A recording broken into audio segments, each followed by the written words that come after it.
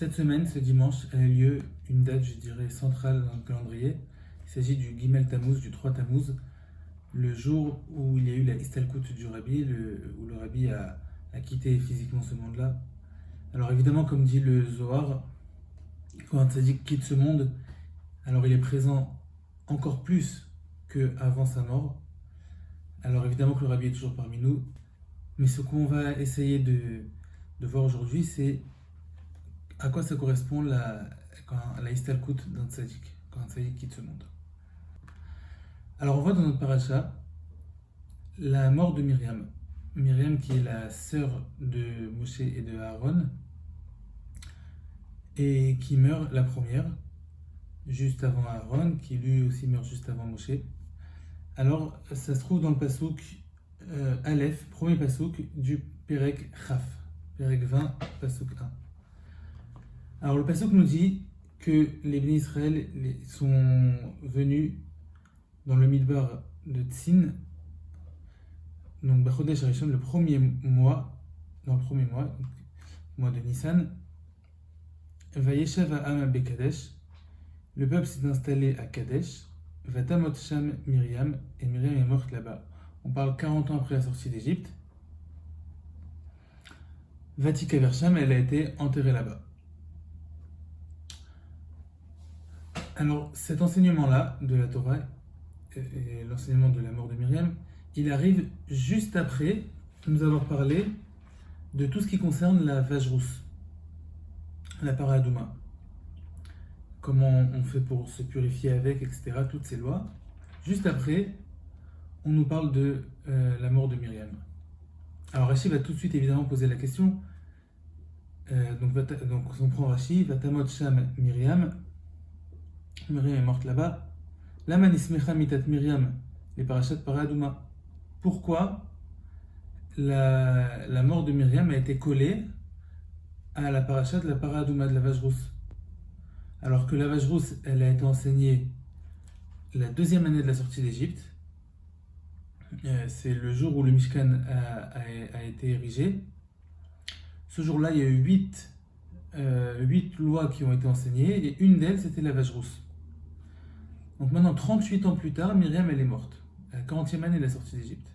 Alors pourquoi avoir attendu jusqu'à maintenant pour nous enseigner la vache rousse, et pourquoi les avoir collés les deux? C'est la question qu'il demande Rashi. Et il répond tout de suite, Lomar Lecha, pour te dire, Ma korbanot mechaprin, ou plutôt, Kemoshe paradouma mechaperet, c'est plutôt ça la version qui est juste, il y a deux versions, mais c'est plutôt ici paradouma. Donc pour te dire que de la même façon que la paradouma, la vache rousse, elle pardonne. Alors la vache rousse, elle pardonne sur la faute du veau d'or. Évidemment, elle pardonne, elle fait expiation quand quelqu'un sera impur au contact d'un mort. Mais c'est surtout pour pardonner la faute du veau d'or, comme on va voir le lien entre les deux. Et comme on voit ça de Rashi quand il a expliqué l'explication de la vache rousse selon le Rabbi Moshe Adarshan. Alors il dit là-bas que la vache rousse, elle vient pardonner. Pardonner quoi? Le veau d'or. Donc c'est pour te dire que de la même façon que la vache rousse, elle pardonne, Af mitat tzadikim mechaperet, pareil la mort des tzadikim, quand un tzadik il meurt, il niftar, alors mechaperet, ça pardonne. Ok, alors on peut tout de suite s'interroger pourquoi la mort de Myriam, donc on veut nous apprendre que ça pardonne. Alors il y a quelque chose qui pardonne encore plus que la vache rousse, qui est fait exprès pour ça, c'est les corbanotes.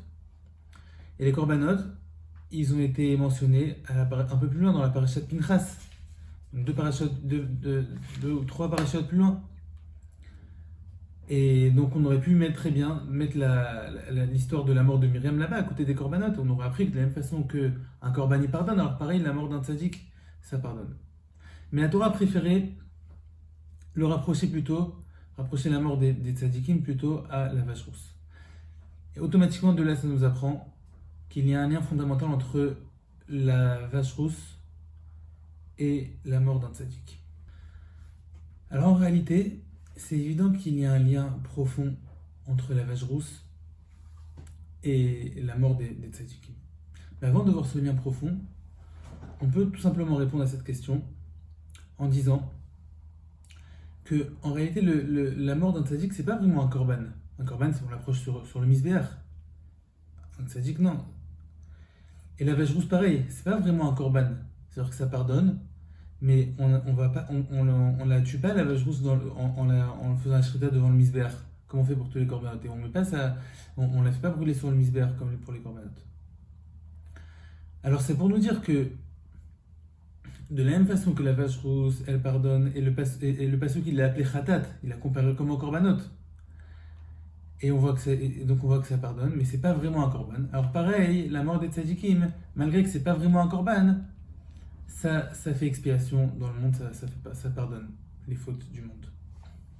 Ça c'est l'explication simple. Maintenant on va voir un lien beaucoup plus profond entre la vache rousse et la mort des tzadikim. Alors la vache rousse, qu'est-ce que c'est?